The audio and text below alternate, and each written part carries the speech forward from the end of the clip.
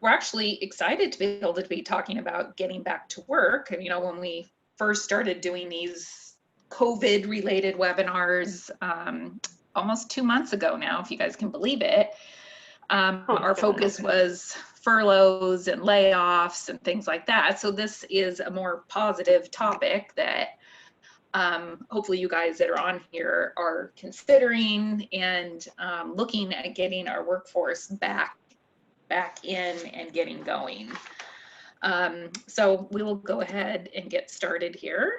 If I can figure out my thing. All right, take it away, Molly. All right, so just to tell you all about SDEA, if you're not familiar, we have been around since 1914, and we provide essential HR services and programs. Our members really see us as an extraordinary resource, especially during these times. Thank you to everyone who has expressed their appreciation to us as we all kind of figure this out as we go along more and more. We've got a long history of excellence. We offer personalized service and build long-term relationships. So, you know, there's other services that are out there that just kind of spew back, you know, this is what the law is. We really talk to you about what your specific circumstances, what the options are, what the risk levels are, because with HR, it's always, you know, what is your risk tolerance and the next action that you take.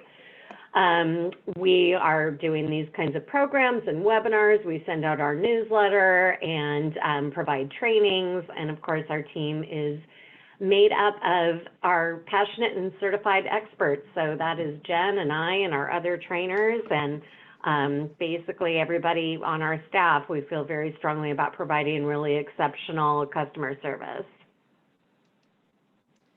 Right, and these programs, for those of you that have gone through some of our, whether it's a webinar or if you've been at the SDEA offices to go through some of our programs, you probably are familiar with a little bit with the San Diego Workforce Partnership.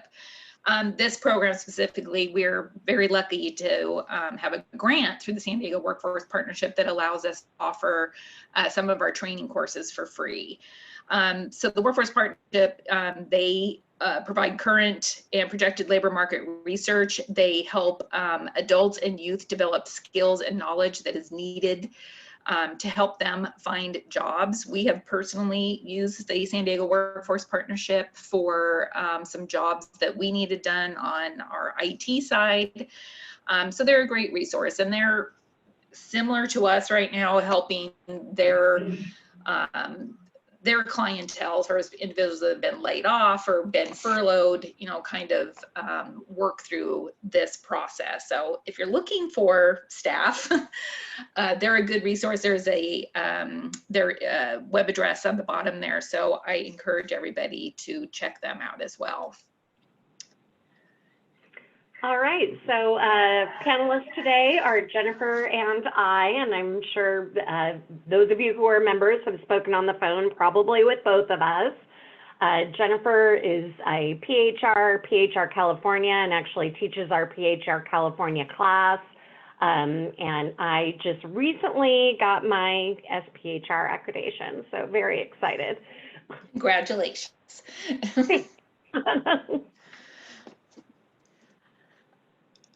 So the presentation protocols, as we've been doing with our Q&A webinars, the first half is going to be spent reviewing slides, providing updates, and then the last half will be answering your questions. If there's anything that we can't answer during the webinar, we'll research it, and we will be providing either kind of a summary document of the Q&As or answering each specific question, just depending on how much of it is questions that are similar versus questions that are really specific. Please do use the Q&A rather than the chat box. We are not able to run a report on comments that are made in the chat box, but Q&A, we can run a report on it so we can capture your questions exactly. So please do use that Q&A function as opposed to chat. All right, so let's get started and see what this is going to look like. I think one of the main things that we are encouraging employers to do, and along with the city and county and state guidelines, is when we're looking into what is hopefully the very near future of thinking about what this is going to look like for your company, because it's going to look different than it did in February or the beginning of March. There's rules and regulations that we're all going to have to comply with, and we're going to go over that in the next couple of slides. But I think the main thing here is focusing on being proactive versus reactive. Really thinking about the layout even of your offices, your cubicles, your lunchroom. Think about what is going to have to change when you're bringing your staff back. Some of the requirements that I just mentioned that we're going to be talking about, that you have a point person that's going to be dealing with these COVID related issues, some sort of a committee that's going to be delegated to deal with safety issues, to deal with employee concerns, to deal with the regulations that are ever changing. We all know that. We have to, think about how you're going to deal with compliance. And just like everything else that we have always talked about, whether it's a leave of absence or a documentation webinar, whatever it is, to document your decisions. Right now, I think we're kind of in somewhat kumbaya mode of, yes, we all here, we're in this together. We want everything to get back to normal. We want people to get back to work. But there are some situations where there could be some situations that are ripe for litigation. So you want to make sure you're documenting any decisions that you're making, whether it has to do with staffing changes, etc. Some of the things when we're thinking about your offices that you may not come to point of mind, are you going to have to adjust pathways, hallways? Even some of this is going to depend on how big of a staff you have, maybe shifts, how many people you're bringing back. Are you going to have to reconfigure your workspaces? I know the big thing over the last few years has been these wide open spaces, these spaces, where aren't any offices and everybody works together. There's no cubicles. We may have to go back to those cubicles, or we have to, definitely consider what our social distancing is going to look like. What about elevators? Is that going to be an issue? Again, a lot of this is going to depend on the size of your staff. Some companies may be looking at having to slow down production. If we're having to space out our production line, how many people are going to be on the floor, how many people are going to be manufacturing. We've seen in grocery stores and retail establishments, banks even, that they have plexiglass for separation. That may be something that would work for a company. I mentioned changing work schedules, hours of operations. Maybe our 8 to 5 isn't something that we're going to see on a regular basis anymore. Maybe companies are going to be operating more on a 6 to 6, and they kind of fluctuate what their schedules are going to look like for people coming and going. And this could affect your meal and break times too. If you have, I know some of our members, they have kind of a stop for everybody, especially is probably more likely in like a manufacturing, production, construction site, where everybody stops at the same time and heads to the lunchroom. Well, things like that probably are not going to work anymore. One webinar that Molly and were in a week or so ago mentioned, I know this is not doable for most of us, but I thought it was kind of interesting because they mentioned that Ford was going to have wearables for their employees that would vibrate if they got too close to other people. And I think Molly and I were talking about this yesterday, and she mentioned that she thought that there were apps. I don't know, and I don't know if she knows. And I didn't get a chance to look that up, actually. So I wasn't throwing you under the bus. I'm just saying that might be something that's out there, or it's a good thing for somebody to invent if there isn't, right? Yeah, entrepreneurs.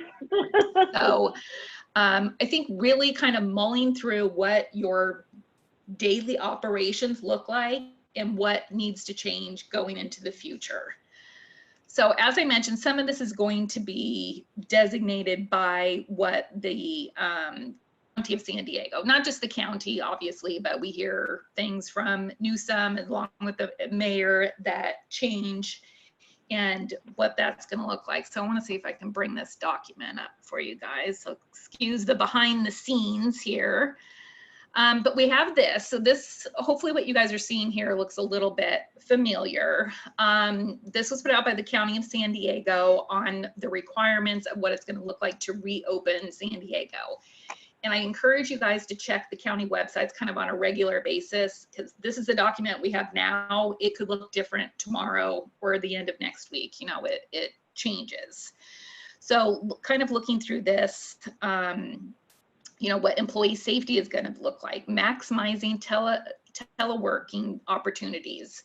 And I'm going to talk, we're going to talk about that a little bit more as we go along. You know, just because we're reopening and getting back to work, I think it's really important that employers are still keep an open mind on what telecommuting might look like.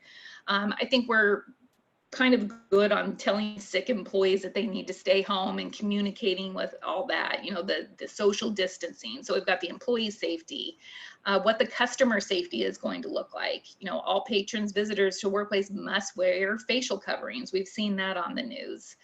Sanitations, you know, if we've all been to the grocery store, we see them sanitizing the carts, the ATMs, door handles. So what's that going to look like in your company? And I think it's on one of these slides, so I may be jumping ahead a little bit, but where are we getting this stuff, all this sanitation stuff from? But knowing what that's going to look like, who's going to be responsible, you know, social distancing, what that's going to look like, communicating with the public. So this is from the county website that I recommend everybody go and take a look at. In addition to that, we have this document that is mandatory for a safe reopening plan that every company, this is also, when we send out the Q&A, we'll include these links in there for you guys too. But this is mandatory that every employer fill this out and provide this information to their employees. So what the mandatory signage is going to look like.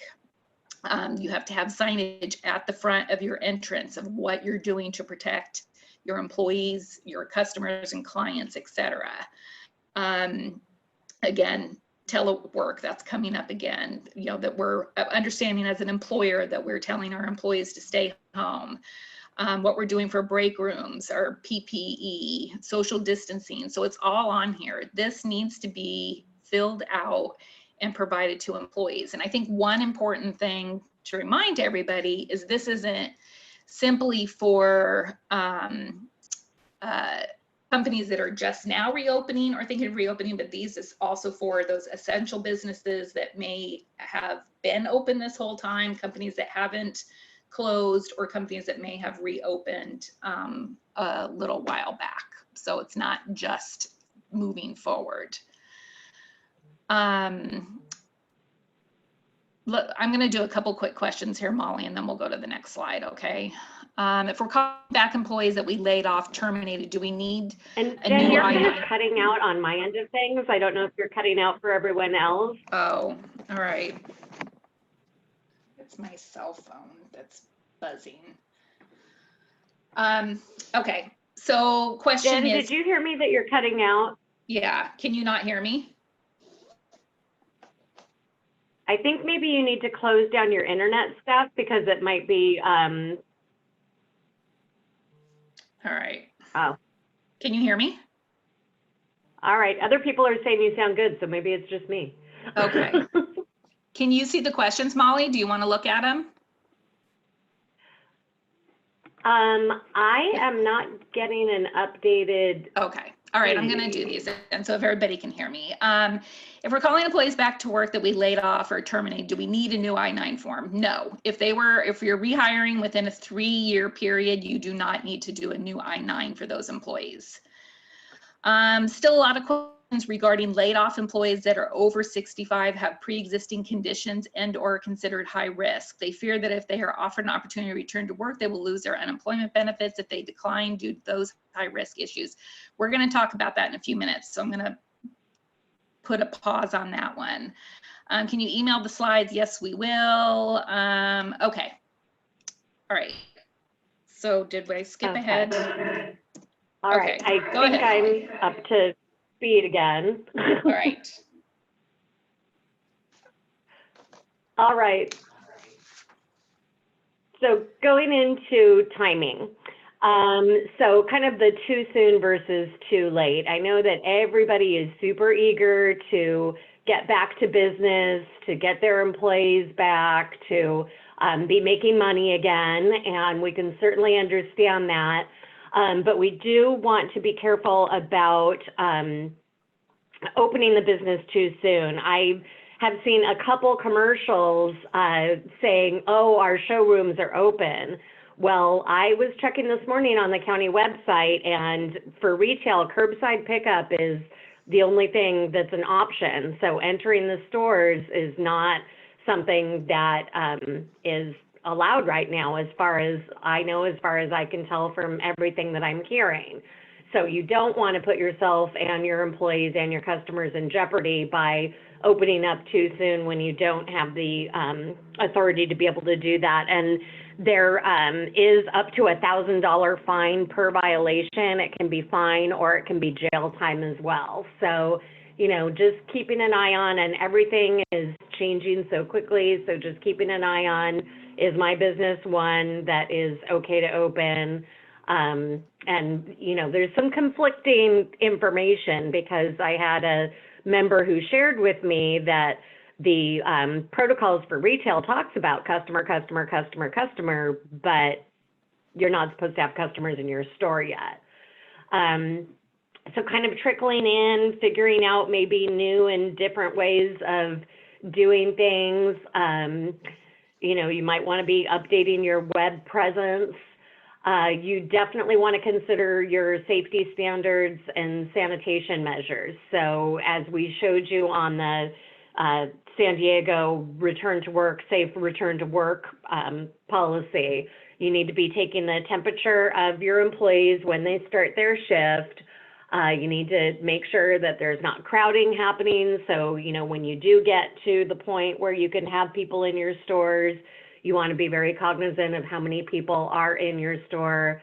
Can they maintain social distancing? What can you do to support social distancing and to guide employees in social distancing? I'm sure that, you know, we've all been to the grocery store, so we've all seen that, you know, now you have a line of tape on the ground and somebody's, you know, standing behind before they go up to the register, rather than clogging up the whole front area. Why people didn't think of this sooner, I don't know. But anyway, you want to just make sure that for your workspace, you're really paying attention to the ability for there to be distance between your employees, and then also between customers and employees. Yeah, and somebody just asked a question, is temperature taking mandatory? Yeah, and it is now. Yes. So it's part of the safe return to work protocols. Yeah, I mean, even just a few days ago, we talked about, well, you need to see if this makes sense for your company. How are you going to do it? But that's out the door now because we have to do it. And whether it makes sense or not, we do have to do that. Yeah. All right. Yeah, and I know that we've had questions about, well, how do I get these, you know, touchless thermometers? And yeah, they're hard to come by. So, you know, I'm just kind of saying, do your best, you know, order them now, and hopefully you'll receive them soon. And, you know, until then, whatever you can do, I guess. Jen, do you have any other insights on if you can't get the... Yeah, I haven't heard about a shortage on this yet, but I'm sure, you know, that's going to be like the toilet paper aisle, because now everybody's going to be, you know, reaching out and trying to get these touchless thermometers. And especially if you have a large staff, you're probably going to need, you know, more than one. Yeah. Should you log the temperatures for record keeping? I have not read anything that says you need to log it. Have you, Emily? I haven't read anything that says that you need to, but I don't know, coming from the conservative HR side of me, it seems like if it's possible to do, it wouldn't be a bad idea. just because, again, you know, I'm anticipating we're going to see a lot of litigation about this. And then we've also, we're going to talk later about the changes, the impacts of COVID-19 on workers' comp. So, you know, if somebody's saying, oh, I got COVID-19 and my employer isn't following these safety protocols, and you're, you know, if you've got documentation that says, yep, actually every morning this is what everybody's temperature was and this is what we did, that'll protect you, but it's not a requirement at this point. Okay, and we've got a couple comments on here that says the county public website states that if you don't have a thermometer, you need to view your employee.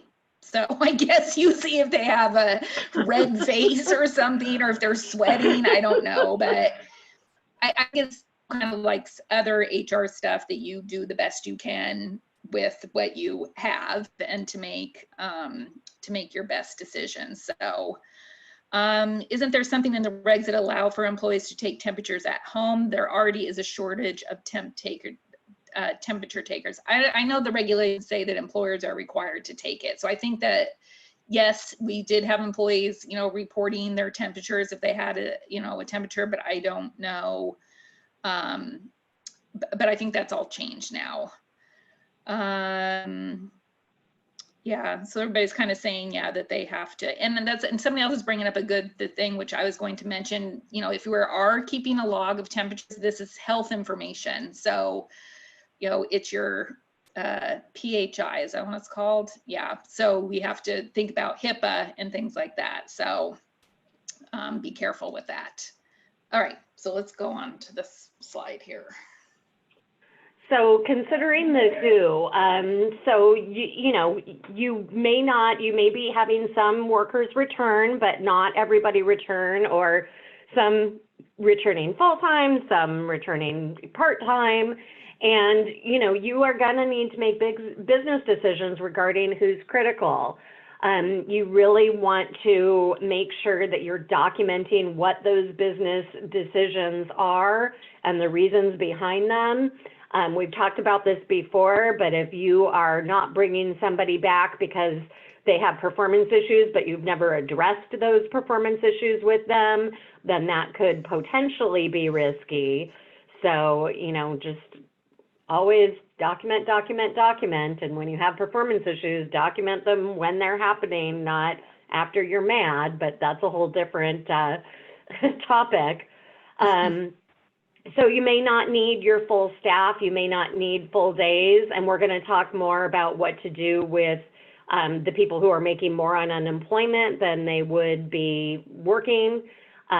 So we'll kind of give you what our suggestion has been on that. Again, that's only going to last through July 31st, so that's not going to be a forever thing, but it's a really legitimate thing right now. I mean, it's, you know, you might be like, oh, why are my employees saying they just would rather stay at home because they're making more money? Well, I think we all would like to make more money rather than less money. So, you know, that's reasonable.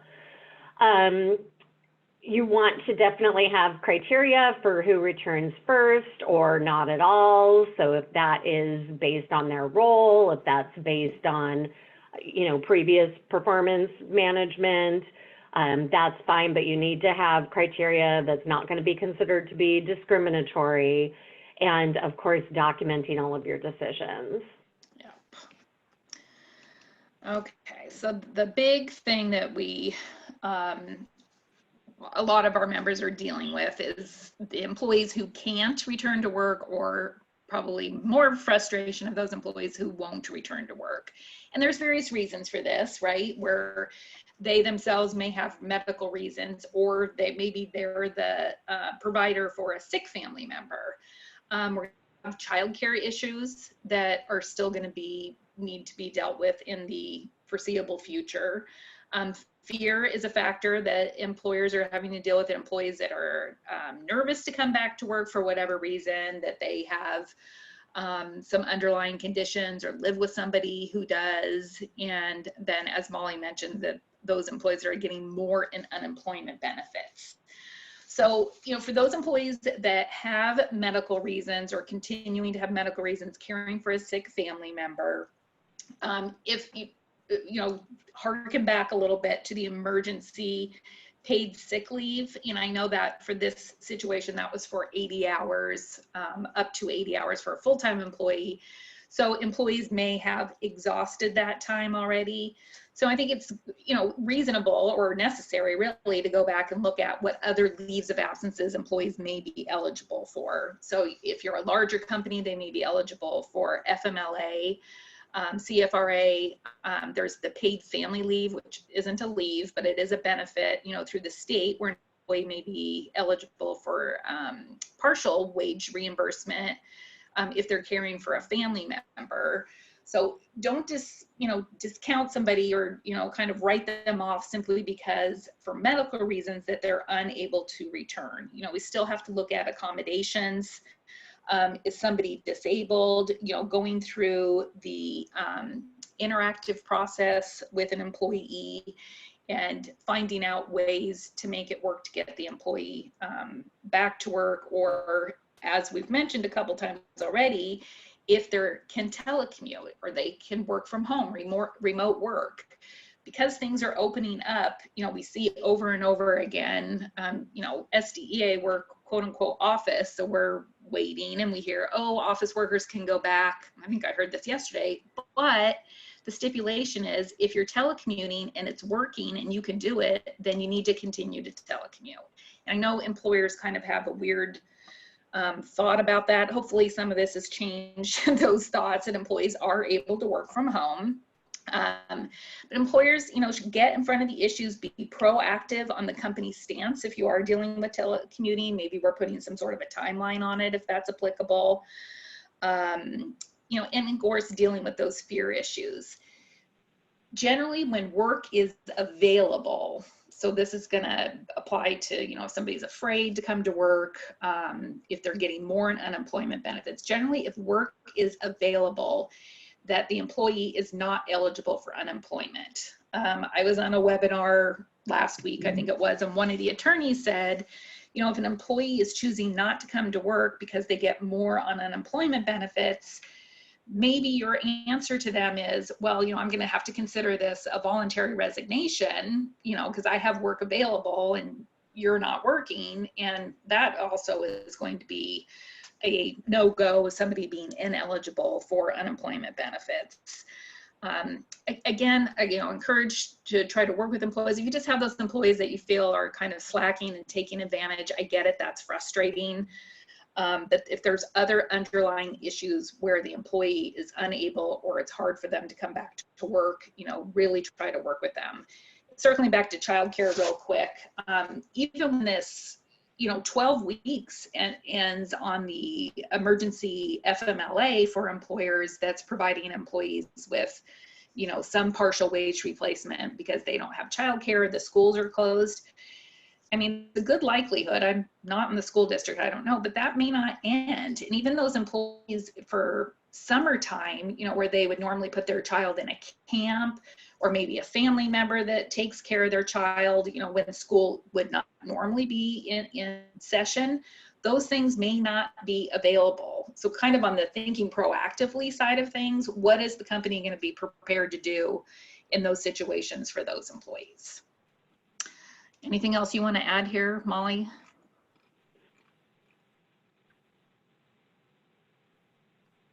No?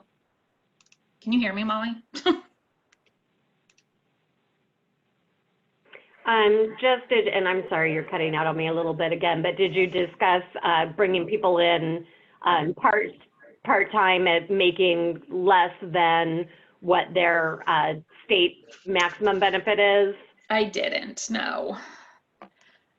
So that's an option too. I know if you go to the, right. If you go to the EDD website. Okay, so I mean, that's something to think about. Again, it's. Go ahead.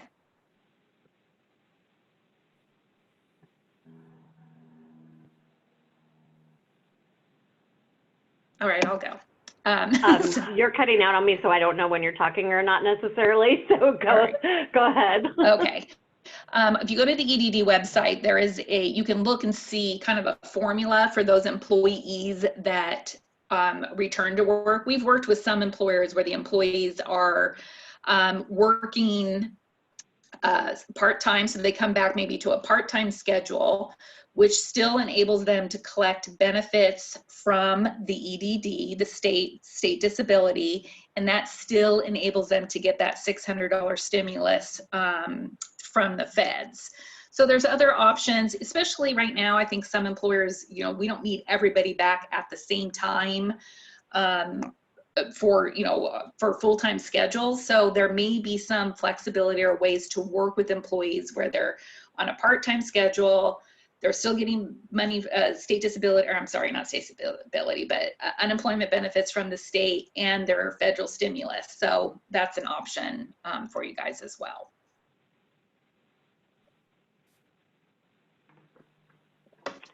All right, so going into health and safety, so the sanitation protocols that you need to abide by, you know, regular cleaning of group spaces, and in terms of having, you know, people not coming in, they need to be fever-free with no medication for at least 72 hours before they can come back if they are sick, and that's kind of, you know, regardless of if they get a COVID diagnosis or not. If they do get a negative COVID test, they need to get 2 within 24 hours. So, or 2 with a 24-hour separation for you to really be sure that they don't have COVID-19. But I mean, if they're sick, then, you know, you don't want them there anyways, regardless of if it's COVID or not. With your sanitation protocols, you know, this might not be something that you are regularly doing in your office, so you need to determine who's going to do it. Are you going to be paying an outside service, or maybe the building that you're in already has an outside service who's taking care of this? If not, then you're going to need to assign it to people. So just be thinking about how are you going to be assigning these sanitation protocols. And you know, I used to work for an office that we had a big break room and it had a dishwasher, and there was a schedule that there would be 2 of us every day who were responsible for running the dishwasher, emptying the dishwasher. So you might want to put something together like that of who is responsible for doing the cleaning, what cleaning is required. You may have people who push back and say, that's not my job. And you know what, it's everybody's job. But again, you want to be fair about it. You don't want, you know, just to be picking on one person unless it makes sense. If they're, you know, the facilities person and it makes sense for them to be responsible for this, then that's fine. Keeping in mind, again, the social distancing, and like Jen was talking about earlier, depending on kind of how your workspace is organized, you may need to have, you know, you may need to run tape down the center of your hallways, and, you know, people walk on either side of the hallway. So you'll need to really look at your, what your work environment is. With personal protective equipment, because PPE is required by the city at this point, the employer isn't required to provide it unless specifically to your industry you're required to provide personal equipment. So, you know, labs and that type of thing already have the protective equipment. But in terms of just the general face covering that we all need to wear, because it is a city requirement, that doesn't make it the employer's responsibility. Definitely still restrict non-essential travel and have good documentation and determination on what you are going to be essential travel and why you consider it to be essential. That a lot of businesses are like, before to reassess, is it really something that's essential now?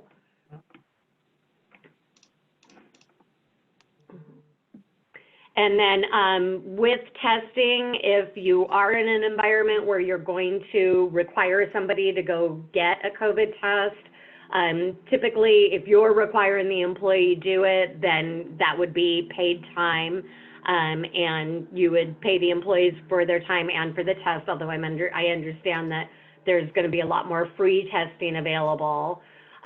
You want to think about where testing is going to be happening. Again, you know, we talked about the whole temperature thing, and if you are tracking that, then it is personal health information and it needs to be kept confidentially and kept locked up and all of that. And if you're going to do any kind of on-site COVID testing, you want to have, you know, a private environment and have a space that's large enough to accommodate social distancing. You want to have your process in place already for employees that have a high temperature. So if it's more than 100.5, that is a high temperature, but maybe you want to set your threshold lower than that. And that's fine, you can, as long as you're being consistent and you are, you know, practicing it consistently with everyone. And you may have reporting time pay that you end up having to pay out because somebody comes and then they have a temperature and so you send them home. Well, if they had a regularly scheduled shift and they showed up and you sent them home, then you may be responsible for paying reporting time pay. So just, you know, be prepared for that. So compensation about, you know, when you're testing someone, you may have to pay them. And then what about vendors and contractors? So the mandates right now, and Jen, if you've read something new since I read them, let me know, but they specify that you need to take the temperature of employees, but I don't believe you have to take the temperatures of vendors or contractors. Vendors and contractors do have to be wearing a face mask. And again, you might want to implement that you take the temperature of vendors and contractors depending on, you know, how frequently you have these people in. So anything on that? I haven't read anything different than that either. So yeah, I think that's yeah, I think that's what we're on the same page with the vendors and contractors. Okay, so on this, continuing on the health and safety, when we're thinking about who you're going to be involved in your committee, who's going to be your point person, one of the things you're going to be taking into consideration is how the company is going to deal with non-compliance. I was looking at the county website this morning, and they have a link on there where people can report, or employees can report coworkers that are not wearing their face masks. So I think it's important for companies to know that they need to, you know, we get it. We're, you know, in the grocery store, it's hard to talk to somebody. They're hot depending on what the material they're made out of. This is, you know, an inconvenience, but we know why we're doing it, to keep everybody safe and healthy, flatten the curve, all that stuff. So make sure you know how we're going to deal with non-compliance. You know, recognizing those complaints and being able to deal with it, addressing to employees. If they're not going to comply, then they can't be at work, and that's certainly not going to make them eligible for unemployment benefits. Document risk assessments, this more on the documentation side of things, document changes, adaptations that the company is making. Again, showing that you're being either proactive, you know, there may be some situations where you're being reactive based on complaints that you're getting. There's signage, a lot of this is industry specific. So again, I recommend going to the county website. You know, if you're a healthcare facility or a retail establishment, a grocery store, restaurants, etc., there are going to be different requirements that you have to post for the public. Things outside of that, though, you know, maybe you have signage that you create for the break room, you know, limiting the number of people, you know, capacity 2 people or something like that. Notices and reminders of employees around the office that things are different and we need to comply and all work together on this. Safety concerns, take employees seriously, take their complaints seriously, you know, thank the employee for reporting about the safety issue, you know, thank you for bringing that to our attention. You know, we want everybody to be safe. You know, a couple slides ago, we talked about employees being fearful of coming back to work. So I think the more we can do to provide them assurances that we're listening to their complaints, we're listening to their concerns, we're doing the appropriate protocol, sanitation, we have committees, we're communicating, and documenting our processes is important.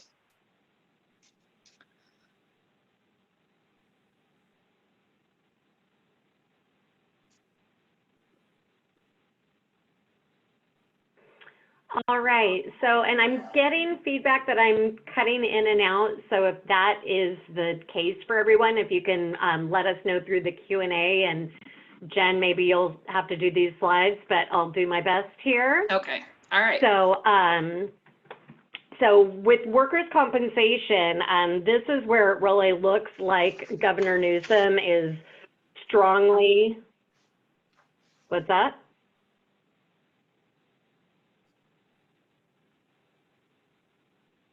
Am I, okay.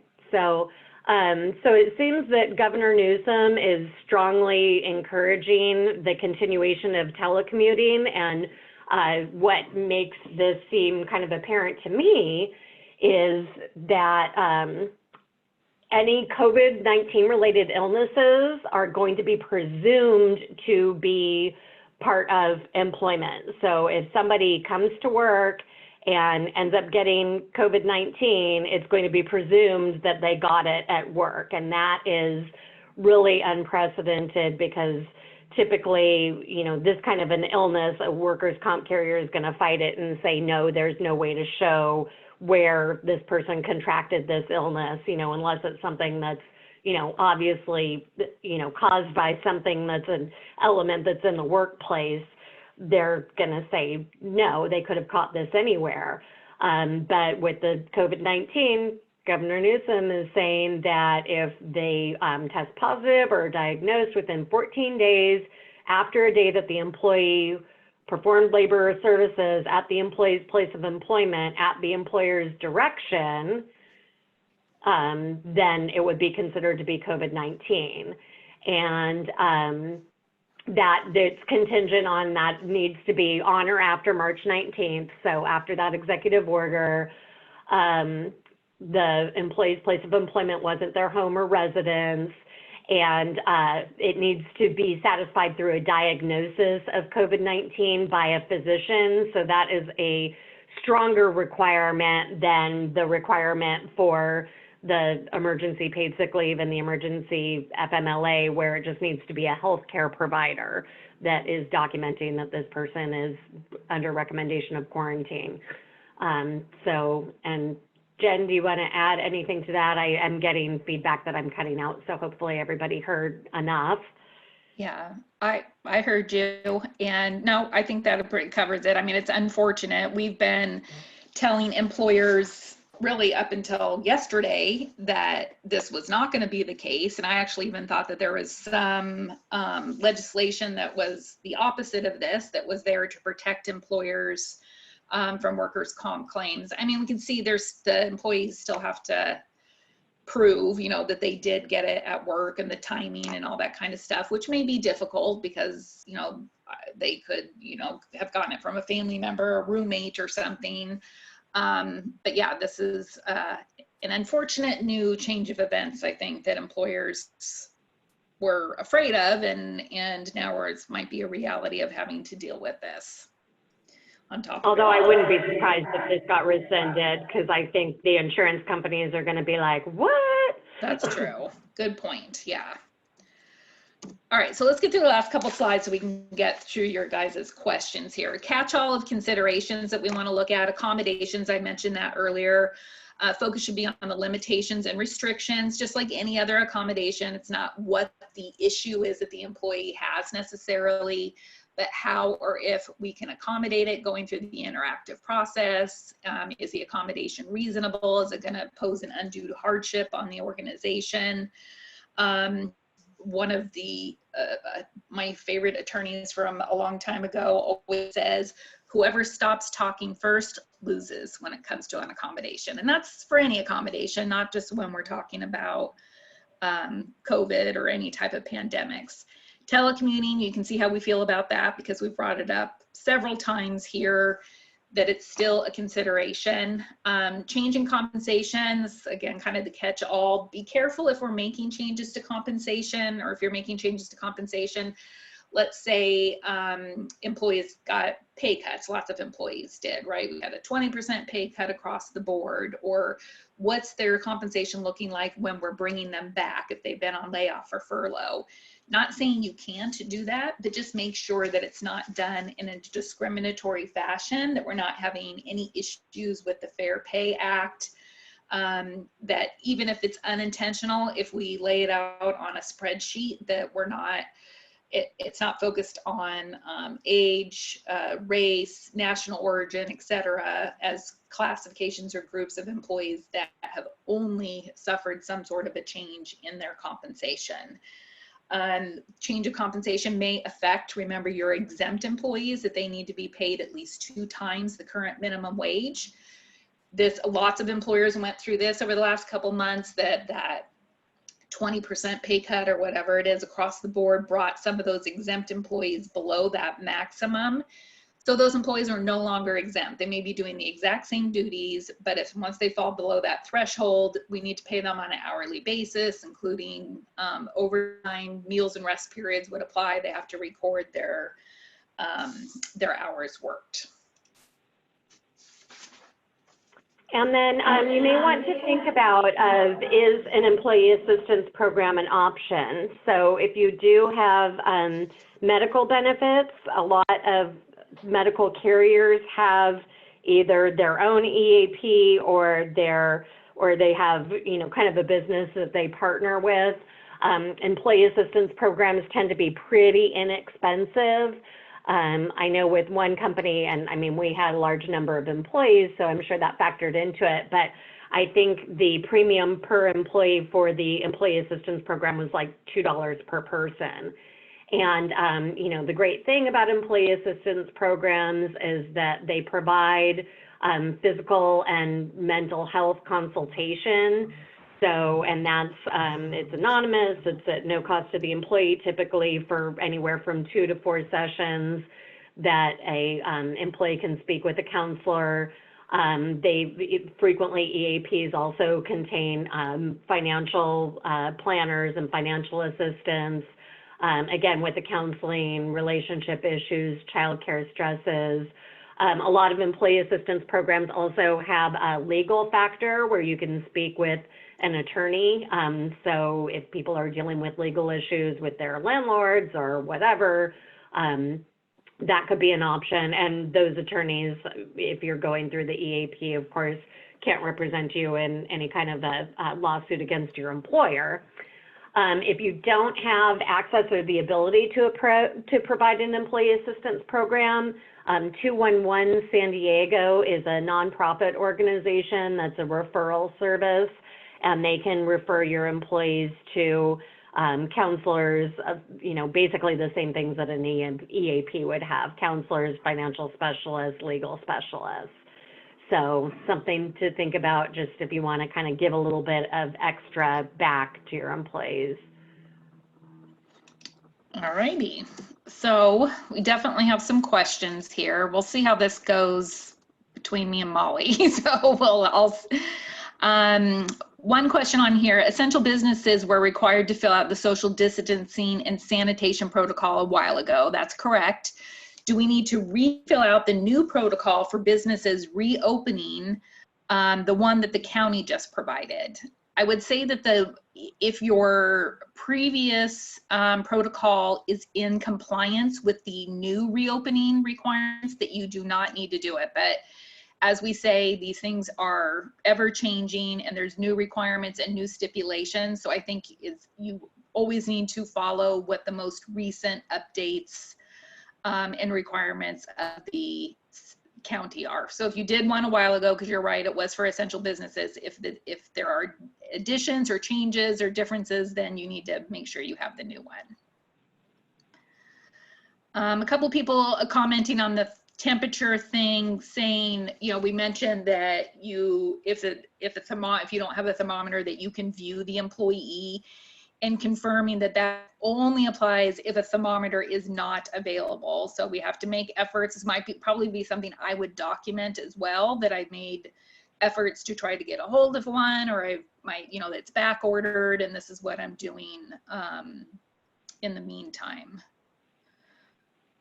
let's see. If a company does not have an HR department to hire to create the new safety protocols, like I saw a Facebook post that the casinos place a whole list on their website. So Quan, health, sanitation, I'm not quite sure about that. About checking temperatures, I've seen how Amazon checks temperatures of employees inside a cabin. That's interesting. Can you require employees to take temps at home? I think we already covered that. If requiring self-screening at home, so here's the answer from the state guidance. If requiring self-screening at home, which is an appropriate alternative to providing it at the establishment, ensure that screening was performed prior to the worker leaving the home for their shift and follows CDC guidelines as described in the topics for employee training section. So can have the CDC saying you can do the temps at home. There are certain guidelines that you need to comply. So if that's going to be your way of monitoring this, make sure you check out the CDC guidelines. Going through your Q&A here. Has more information.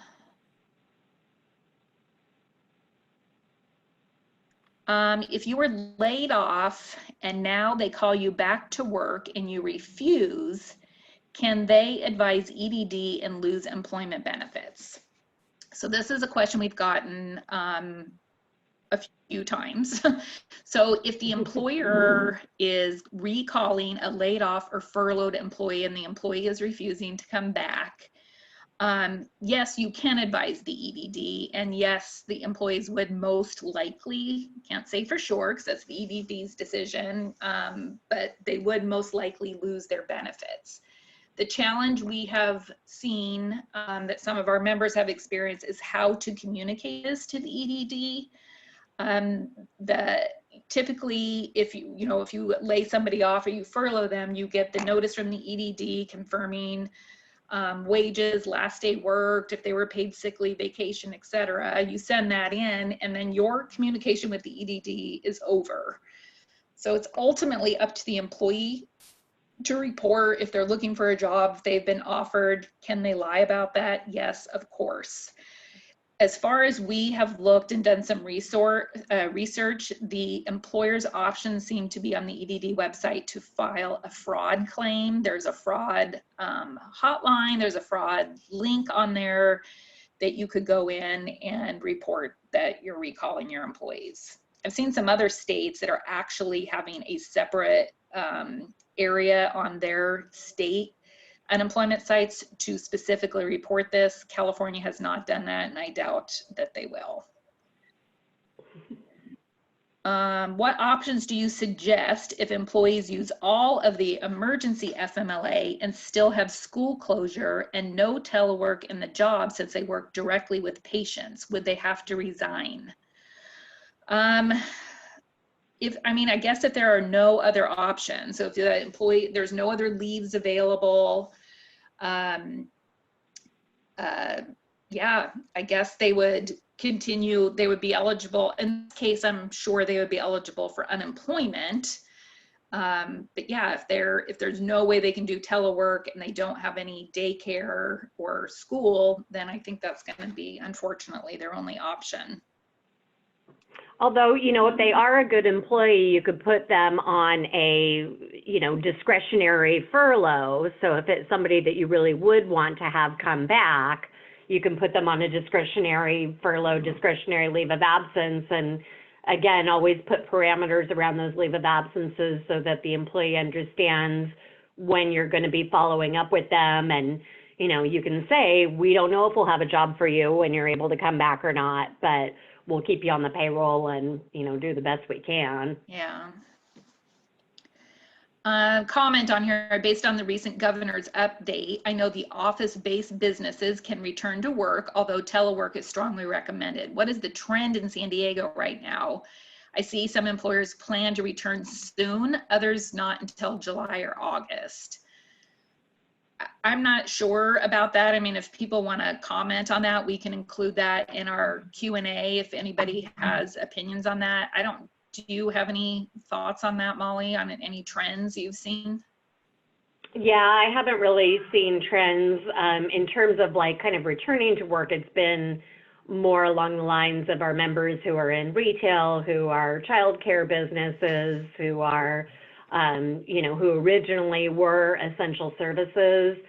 I know that there's still sort of a mentality of, to have collaboration and to ensure that the work is getting done, we have to have people coming into the office. I personally am not an advocate of that. I think that, the employee can waste time as easily in the office as they can at home. And I think that an employee who is feeling resentful and fearful because they're being forced to go back in the office when it's not necessary is going to have a lot more productivity issues than an employee who feels like their employer cares about their safety and allows them to continue to work at home. But again, that's my opinion. That's not legislation. And I in thinking about it, I have not talked to a lot of our members that are quote unquote office based that are requiring their employees to come back to work. And I'm not saying that's a trend, but if we get some feedback, we'll share that in our Q&As. Is there a website you can refer that specifically refers to PPE and whether or not the employer is required to provide?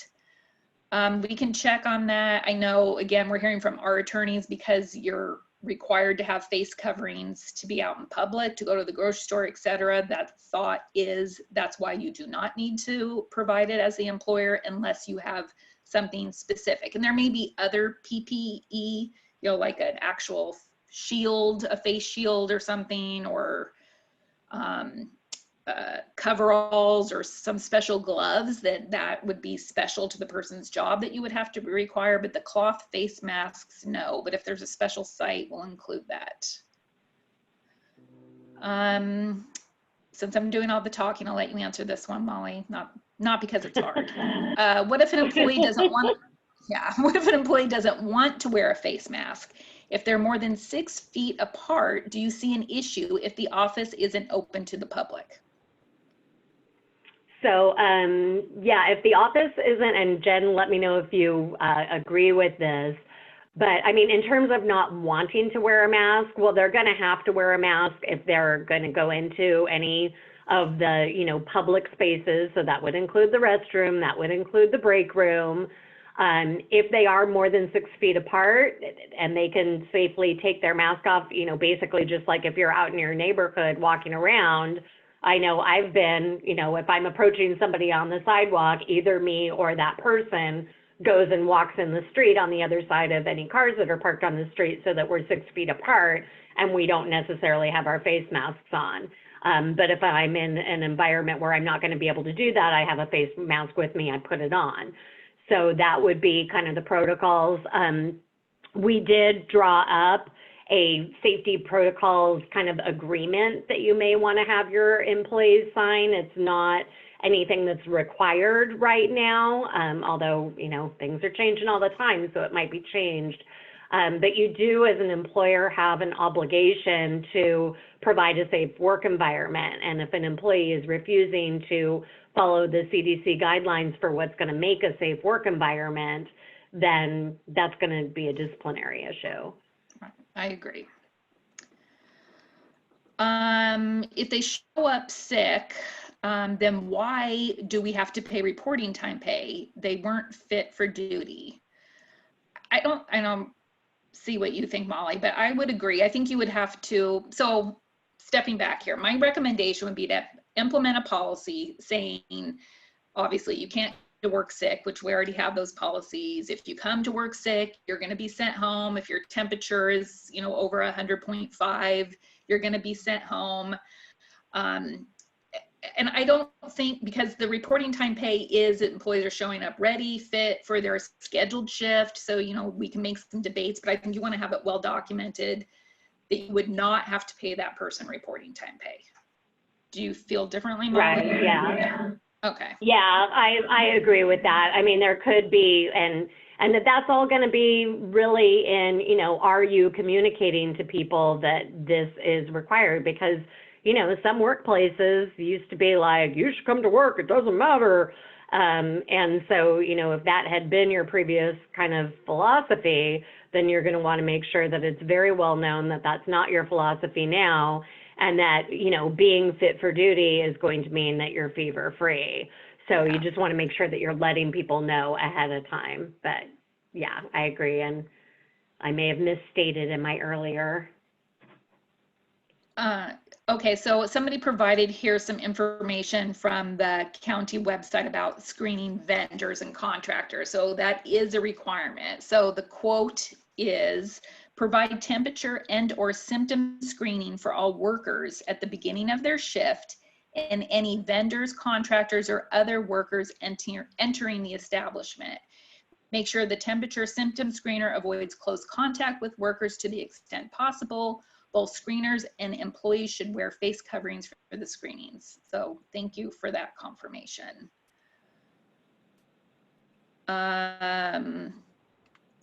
Let's see, where can we find out which cities require PPE? Does Lakeside, El Cajon, or do you just cover San Diego law? I think it's the county of San Diego, so it applies to all of us, right?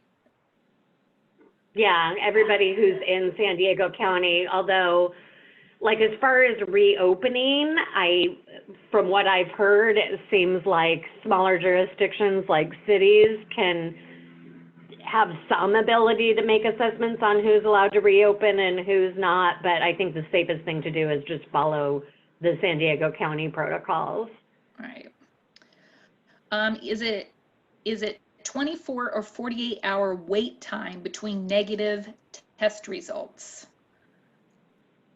I don't know about the test rate. I know an employee has to be fever-free for 72 hours without the use of medication, but I don't think that's what we're asking. Do you know of the time in between negative test results, Molly?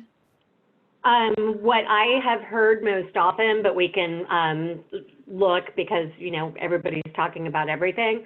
Right. But I have heard that you need to have at least a 24-hour gap in between negative test results. Okay. But being that somebody else is hearing 48, we can dig into that and provide a more accurate response when we go through the Q&As after the webinar. Okay, perfect. If the employee chooses to come to work versus being directed to come to work, would it still fall under workers' comp potentially? I would say, yeah, I don't think there's a difference. Do you agree with that? Yeah, I mean, the way that I read it is if the employee goes to a work environment that isn't their home and then they contract COVID, that it's going to be considered to be from the workplace. Yeah. And again, I really think that the reason behind that is because the governor and the state administration really want to encourage telecommuting. Yes. I know we're a little bit after 11, but I just have a couple more questions. So let's get through these. And again, we're going to provide all these to you guys. But so if you have to jump off, I get it, but we're almost through these. So let's just get through the last few here. Can an employee get the emergency 80-hour COVID sick leave more than one time? No, the answer is simple to that. Okay, we'll skip that one. What is a reasonable time frame if you have to cancel employee shifts if schedule needs change? Can you cancel shifts the day of? So I like you use the correct word, reasonable. I would say, you know, Molly and I are not attorneys, but we can speak like attorneys sometimes saying, oh, it has to be reasonable and practical. Those are the terms that attorneys use. And I guess that's my best answer. Can you cancel it the day of? Yeah, I mean, I would consider if the employee is supposed to be to work at 8 and you're calling them at 7:45 on their way in. But if you're calling them, you know, the night before, or their shift starts at 3 in the afternoon and you're calling them that morning saying, I don't need you to come in, those are probably going to be fine. This isn't addressed under federal or state law. So it's just kind of that practicality term that we use here. Is anyone else receiving delayed notices from EDD? Most of my early claims came through sides, but this week I'm getting claims dated March and April, but postmarked in May, and they're coming via USPAS and not sides. I can answer, I mean, obviously we don't know what everybody else is saying, but I have talked to employers over the past couple days that are being asked to respond, you know, and I don't know what the time frame is, I'm making it up, 10 days from the date, and that time is already passed. So yes, I know employers are getting delayed notices because I've talked to them. I know that the members that we're talking to are making a copy of the postmark and including that in the information that they're sending down. And I'm imagining that the EDD is going to be flexible. Where can I find guidelines for a required reopening protocol plan? We will send that information to all attendees. About the temperature check, about how about the delivery persons like FedEx and UPS who delivers packages?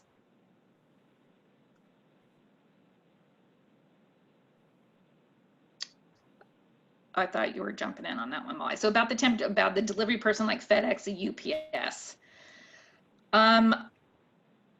I don't know. We'll look into that one. I can't imagine it would apply, but you know, if we all have face masks on and they're passing over a package, I know they're not having you sign off on anything. So, I don't think that would apply. And we did have 2 people that, yes, are confirming that they're getting delayed EDD notices as well. Okay, so I think we got through most of your questions. Like I said, we'll provide, as we've done in the past, send out the Q&A with the answers to everybody. We'll send the links to the county sites that I pulled up. Here's information on how to get a hold of me or Molly if you guys have more questions or emails. We're working remotely, but you would never know. We're seamless, except for some in and out of today's program. But we did apply for the HRCI code on this class. So if anybody needs credit for their PHR or SPHR, there you've got that. And that's it. Thanks for hanging with us a little bit late, and let us know again if you guys have any questions, and we'll catch you on the next webinar. Thank you. Thanks, everybody.